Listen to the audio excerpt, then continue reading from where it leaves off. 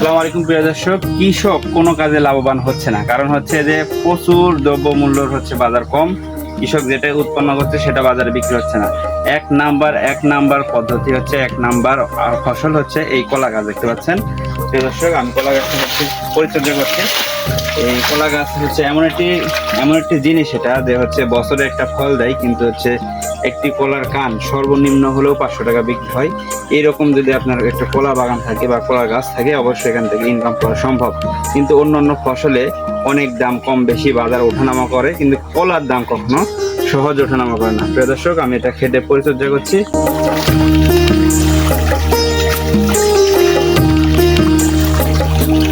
এটা হচ্ছে কলা চাষ। দেখতে পাচ্ছেন আমি এখন কলার বাগানে রয়েছি আমাদের, আর হচ্ছে এখন সেচের পরিকল্পনা চলছে, সেচ দিচ্ছি। আমাদের এটা হচ্ছে কলা বাগান দেখতে পাচ্ছেন, আর হলো এটা হচ্ছে কৃষিকাজে সম্পূর্ণ কলা এখন পর্যন্ত এগিয়ে রয়েছে বাংলাদেশে। আর এই কলা চাষ করে অনেকেই সফলতা অর্জন করছে।